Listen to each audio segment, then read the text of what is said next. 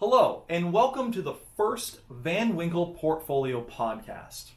This is open to only our investors and is an exclusive benefit of the Van Winkle Portfolio, where you will get an in-depth dive into the individual stocks and overall strategy of the portfolio, as well as a planning piece from our resident expert, Don Litchfield Brown. And then finally, we're going to open this up to what will be typically questions emailed from you, which we don't have any today because this is our first podcast, but in the future that will be what we'll be opening it up to. So, the Van Winkle portfolio and our overall strategy. Well, as you know, if you're an investor, we've taken the idea that time is the most valuable thing imaginable for an investor. And that really colors our decisions within the portfolio. A lot of what we are buying is companies that are new, or if not new, have just kind of come to the market, have some new ideas, something that's transitory, something that is going to hopefully change the world, like the Teslas and the Facebooks and the Amazons have in the past. Those are the kind of things we look for, but you know, if it was that easy, everyone would do it. So, as we had talked about in the past, there may be some that don't quite meet that standard. But how are we going about looking at that? Well, the core of the portfolio is going to be centered around these innovation-based ETFs, which, if you don't know what an ETF is, that is an exchange-traded fund, and it is a basket of stocks which have a theme. It could be something as broad as energy, or it could be very, very specific like space exploration. These particular ETFs that we're purchasing for the core of the account are designed around innovation, bleeding edge technology, things like chips, like space exploration, like I said, 3D printing, large scale fabrication, AI, things that will hopefully be the next great thing. But that doesn't make up the entirety of the portfolio. That's only the core. We also leave a portion of the portfolio for individual stocks, those really good stories that we're looking for. Now, what would be an example of one of those stories? Well, one of the stocks that we hold is called NIO, N-I-O. And that is an electric vehicle play. I'm sure everyone sees the number of electric vehicles on the road these days, especially with gas at almost $5 a gallon. And the real name in electric vehicles has been Tesla. They kind of set the stage for what we know of electric vehicles today. But you know what? Tesla's $700 a share. Not what we're looking for in this portfolio. So, NIO. NIO is one of the premier electric car makers in China. Now, that's kind of a touchy subject, but China is an enormous population, well over 1.5 billion people, probably the largest market imaginable for vehicles, and the Chinese middle class is growing at an exponential rate. So if any place was going to take advantage of a new car craze, we figured it would be China. The stock has been as low as $11 when it opened up. It's been as high as $55, and it's currently trading in the $26 range. So as you can see, it's moved around a bunch, but it's got really, really good potential. Unlike a lot of electric car makers, they actually have a product, which is very, very important, I think, with these electric car companies. You know, because of Tesla's success, we've seen a lot of these niche companies who want to try to bring something to market, and in a lot of cases, it can be a lot of smoke and mirrors. There was famously one that had an electric truck that didn't work, but they didn't tell anyone it didn't work. And in the video unveiling this amazing electric truck, they, behind the scenes, pushed it down a hill so that it would look like it was running. So these are the kind of things that you have to be aware of when dealing with these small companies that are starting out. But Neo is definitely, I think, the best of the bunch. Now, with that said, I wanted to bring on Dawn Litchfield Brown. She is our resident planning expert, and she will be walking us through our learning center. Hey there. Hi, Dawn. How are you? I'm great. This is kind of fun. I'm going to enjoy doing this every month. Yeah, we get to kind of talk about something that a lot of young people don't get to get exposed to. Well, in the past, you don't remember this, but I did a radio talk show for 13 years called Money Matters. 1 hour long. People could call me up and ask me any question they wanted, talk about putting myself out there. And then did ABC News for a couple of years, local news on the news set. And I did Fox News every night for a year on their news set, always trying to provide news you can use, financial insight to what's going on. And that's what we're going to keep doing every month here with these podcasts. And they'll also be videoed for those people who are part of our Van Winkle portfolio, the Van Winkle portfolio. The Van Winkle portfolio. Let's be specific. And how excited we are about doing this and providing really, I think, good, solid advice. Absolutely.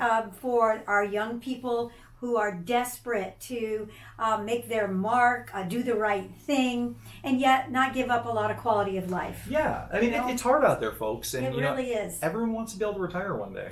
So what we have, and I'm going to do this because we're a little bit on video, is we have something called the Learning Center. And when you join us when you become a client of the Van Winkle portfolio, we'll be doing this every month. And in the Learning Center, there's a little place called Resources. And if you go there, I'll just take you to a simple thing like flip books. And in the flip books, we can talk about things like understanding Social Security. Maybe you're not ready for that yet. Let's hope. But you know what? Maybe you need to understand, is Social Security going to be there? So we could talk about that. I think that's a very pressing question for young people. Absolutely. Higher education, college planning and funding, I think that's big. And there's simple little things like if your parents, for example, want to set up a 529 college plan, which is the IRS code for setting aside money for college that will grow tax-free and come out tax-free, which is pretty cool. Absolutely. But you need to make sure it's not in your name as the parent, because if it is, most of that money will count against their ability for financial aid. Little tips. That Dawn knows. And that's Absolutely. what we're going to talk about, those little tips. Scrolling down, which again can't see, but we've got tax management. Do you want to open an IRA? Should it be a Roth IRA? Geez, I don't know. What should I do? Should I max my 401k? Should I just put in the minimum?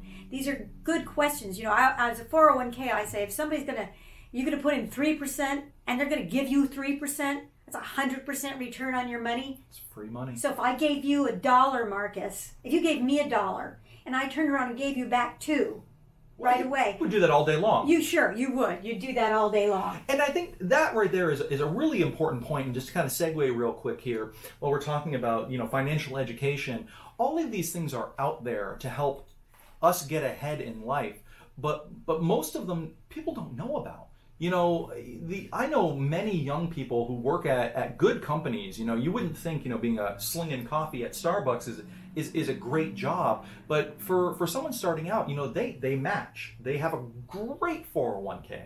Right. And a lot of people I know have never taken advantage of that. I know one woman, she's worked there for 10 years, has never contributed to her 401k because she had no idea how it worked. Then sometimes they don't think they have enough money. That too. Say, well, that's not going to be in my paycheck. But then when you think about taxes and everything else, it really does make a lot of sense. And that really leads me to this example. If Marcus was 20 and I was 20, wouldn't that be nice? Me being I'm not the conservative one. We'll call Marcus the conservative one. And he decides he's going to put $2,000 into his IRA every year for 8 years. Then he gets married, has kids, hasn't got any more money, and he stops. Doesn't take it out, but he doesn't put in any more than $2,000 a year for 8 years. Me, on the other hand, I'm done playing around, having a great time.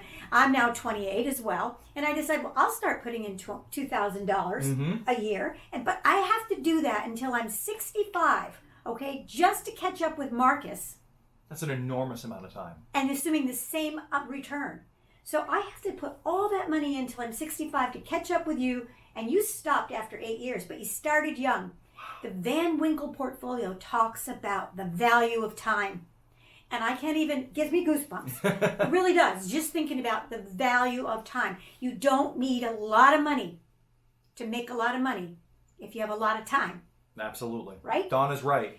So also in here, and I'm talking a little bit fast, so I hope everybody's okay with that. There's calculators. So we can go in through here and we can look at how, should I pay off my loan? Another good question. A lot of people think as soon as they inherit a little bit of money, they should pay off their mortgage. We'll talk about things like that. Credit card debt. They give a credit card debt calculator. Right, a credit card debt calculator. There's a philosophy about debt. You should never borrow money for things that go down in value, unless you're going to pay them every month, right? Like a car. A car is a great example. Mm-hmm. I mean, I know these days it's pretty hard to buy a car cash, but maybe you buy a car you can afford cash. Yes. You know, so, but did you really need that set of bathroom towels and matching rug and, basket and whatever? All the stuff we buy. Right. All the stuff we buy that just gets... And I'm guilty of it. It gets thrown out. Mm-hmm. Absolutely. So we talk about those kinds of things, and we'll deep dive into those things as well each month. Mm-hmm. There's a couple more on here.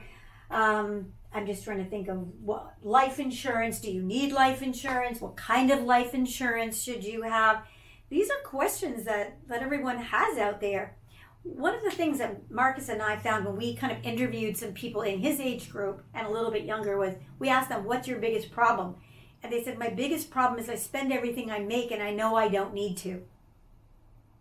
That was one of their biggest problems. Mm-hmm. And so I think the Van Winkle portfolio and the fact that you can start with as little as $500, you can add $25 or $50 a month and get your feet wet. You know, once you start to see money grow, it's like addiction. Well, and Don, you bring up a really good point. Like, unlike contributing to a normal like savings account, Right. where you're just putting the money in there and watching it sit, you're actually watching your money participate in the global economy, quite frankly, and that's really exciting and addicting, like Dawn Right. said. It is.